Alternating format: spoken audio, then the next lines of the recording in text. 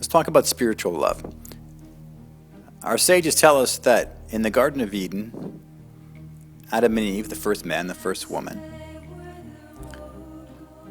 when Adam saw Eve, his first inclination, even though he was absolutely mesmerized by her beauty, his first inclination was to cover her up. To cover her up was to protect her. Even though he had all of the natural feelings that a man would have when he's confronted with such a beautiful creature, a creature that was designed just for him,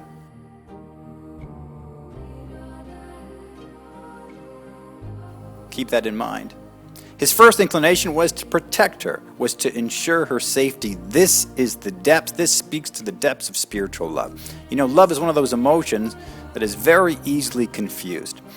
It's the deepest emotion we'll ever know here on earth, and we believe it's the deepest thing of the universe, of the cosmos. We believe that God himself is the very source of love. We're talking about a very deep idea here.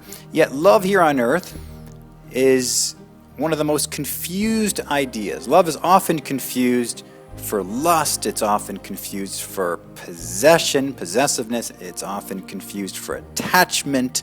But none of these things are really love. They're certainly not spiritual love. Spiritual love is something extraordinary. It's something we all crave. It's something we all long for. It's something we all aspire to. And our souls crave it, and sometimes we spend our whole lifetime trying to find it.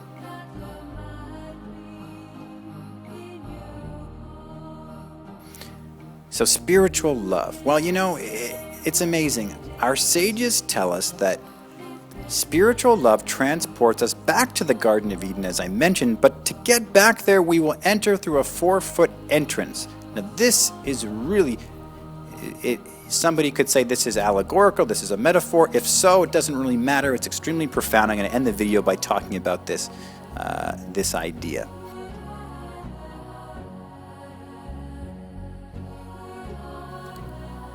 Spiritual love is synonymous with innocence. The two go hand in hand. Now, if we're talking about Adam and Eve, the first man, the first woman, they were experiencing love through incredible innocence, right? Keep in mind, they had no reference point, right?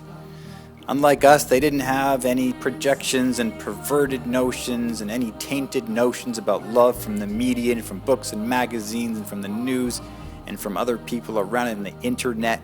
They had no reference point. It was a point of true discovery. In fact, it's believed that Adam and Eve didn't enjoy intimacy. They discovered it first, and then that discovery led to the enjoyment.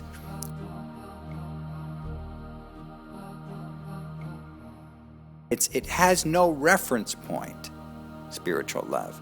And even no matter how many relationships you had, no matter how many romantic situations you've been in, when you are in a spiritual loving connection, it's amazing that, you develop this, amnesia, right? You forget everything, and it's almost a rebirth of love. So I started the video by saying that spiritual love transports us back to the Garden of Eden, but to get back to the Garden of Eden, we have to enter through a 4-foot entrance. Now, what does this mean? What are our sages really saying when they explain this? They're saying that spiritual love reduces a man and a woman to being a boy and a girl. Spiritual love makes you feel like a boy and a girl. Adam and Eve, even though they were the first man and the first woman, they experienced love through the innocence of children. This is very profound. This is very profound. Even though it's something that physical love is obviously done through the maturity of a man and a woman, it's done through the heart of a boy and a girl.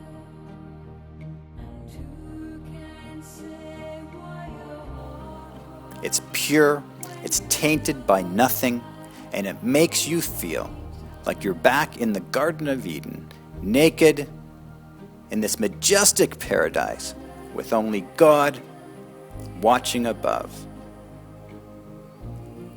It's pure, it's sacred, it's innocent. May we all strive to experience this spiritual love in our relationships. And may we strive, if we haven't found it yet, may we strive to find it and to hold on to it and to cherish it. Thank you so much.